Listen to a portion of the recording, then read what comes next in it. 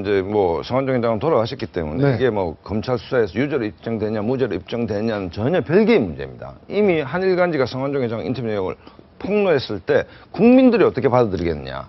사실로 안 받아들이겠습니까? 법리적으로 무죄를 하더라도 그렇다고 본다면 이 정치적 부담은 고스란히 현 정부가 지게 된다는 거죠. 그걸 어떻게 돌파할 것인가의 문제인데 글쎄요, 이게 굉장히 지금 자원외교와 이완구 총리의 부패와의 전쟁으로 비롯된 이 자원외교 수사가 초기에 정말 아까 말했던 미사일의 방향이 네. 처음에 어떤 지점을 향해 가다가 이 180도 360도 회전을 해서 네. 부메랑에 들어오는 어떤 결과가 아닌가 뭐 이렇게 봐요. 네, 어제 오늘 경향신문 보도를 보면 정말 그 미사일이 날아가다가 유턴을 한 느낌이 들어요. 그 정도로 이 수사 방향이 앞으로 바뀔 수도 있겠다라는 생각이 드는데 이제 신문에서 보도를 할 때는 항상 당사자의 해명을 듣게 돼 있습니다. 그것을 네. 삼각 취재라고 해서 트라이앵글레이션이라고 하는데 그래서 이제 그 성완종 회장의 주장도 있지만 거기에 대해서 김기춘 실장과 허태열 실장이 어떻게 반응하는가 코멘트를 들었죠. 근데 두 분 다 모른다 이렇게 얘기를 했습니다. 네. 뭐 모르는 일이라고 할 수밖에 없겠죠. 거기서 어떤 얘기가 나오겠습니까? 근데 지금 이런 생각이 들어요.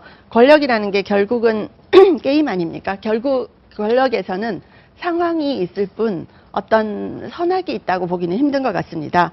그래서 뭐 강한 것이 옳은 것이다라는 말이 나오는 것이 이 권력이 게임이기 때문인데 기업을 하면서 정치인들과 아주 오랫동안 깊은 관계를 맺어왔던 이런 분이 상황이나 그 장소를 적시를 하면서 돈을 내가 이렇게 줬다라고 하는 것에 대해서 과연 국민들이 어떻게 생각할지, 당사자가 아니라고 변명을 한다고 하더라도 어떻게 생각할지는 앞으로 지켜봐야 될 것 같아요. 송환종 전 경남기업 회장, 흔히 정치형 기업인이라고 네. 불리잖아요. 네. 그러니까 정치권에 굉장히 많은 인맥을 아까 갖고 있다고 얘기를 하셨는데 실제 4,000명의 이름과 전화번호를 외우고 있고 그리고 항상 그 생일이라든지 중요한 날에는 꼭 챙겨줬다고 하는 그런 보도도 나오고 있는데요. 실제 어떻습니까? 이게 지금 관건은 과연 저 두 사람에게만 자금을 전달했을까? 이런 의문을 갖고 있는 분들이 많아요. 그러니까 아까 뭐 두 분 얘기했을 때 참여정부 뭐 예를 들어서 뭐 YS 정부 그건 지금 중요한 얘기가 전혀 아닌 것이고 이제 현 정부의 초대 두 번째 비서실장 이름이 바로 거명이 됐습니다. 그러니까 지금 현재의 권력이 살아있는 권력이죠. 과거 네. 권력은 뭐 이미 지나간 권력인 것이고 그렇다고 본다면 이게 지금 뭐 우리가 방송에서 다 얘기를 할 수도 없지만 이른바 충청인맥들은 예. 다 국민의 그냥 일반적 상식 수준에서 본다면 성완종 회장이 뭐 그런 범죄인도 아니고 합법적 기업인이고 왕성한 활동을 하는 기업인데 네. 또 충청포럼의 충청의 유명한 인물 치고 뭐 JP를 포함해서 예. 연관이 없는 분들이 없습니다. 그다음에 첫 번째로 이 양반이 구속이 된 게 그 자민련 2번인데 16억 원을 정치 자금으로 제공했다 해서 구속되는 거 아닙니까? 그렇죠. 그 당시 자민련이 득표율이 낮았기 때문에 원내 진출에 실패하는 것이고 그다음에 이제 노무현 정부의 사면 복권이 되면서 이제 일이 되는 것인데 어쨌든 정치인형 기업인이었고 마당발이었다. 그다음에 충청 인맥의 대부였는데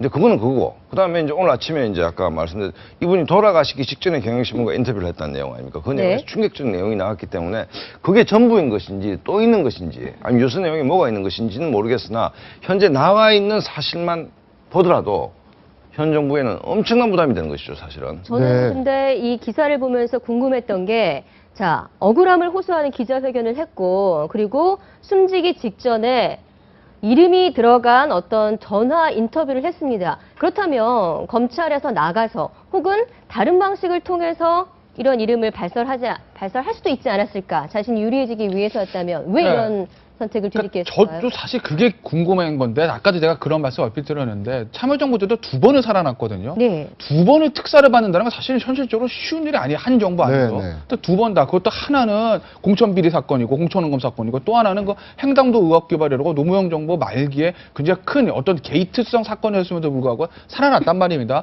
그러니까 본인이 내가 걸려 들어갔을 때 어떻게 하면 살아날 수 있다는 거랑 굉장히 정치인 출신이기 때문에 본능적으로 아는 사람이고 오늘 뭐 예를 들어서 허태열 실장이나 김지춘 실장에게 돈을 줬다는 게 만약에 진실이라고 하면 예. 어찌됐든 간에 본인은 쓸 수 있는 카드를 들고 있는 사람인데 그렇다고 보면 죽으려가 좀 없다는 거죠. 그러면 사실은 들어가서 야 그래 나 카드를 들고 한번 내가 마지막까지 네. 소위 말로 한번 거래를 한번 해볼게 네. 라고 할 수 있음에도 불구하고 그 극단적인 선택을 했다라는 건, 뭐, 물론 그제 기자회견하고 어제 아침까지 한 12시간 동안 나를 구해줄 수 있는 본인이 어떤 연락을 받고 있는 사람들한테 본인이 했던 사람들 전혀 아무런 어떤 구명 활동에 효과가 없었기 때문에 극단적 선택을 했었다라고 생각할 수도 있겠지만, 불과 이틀밖에 지나지 않았거든요.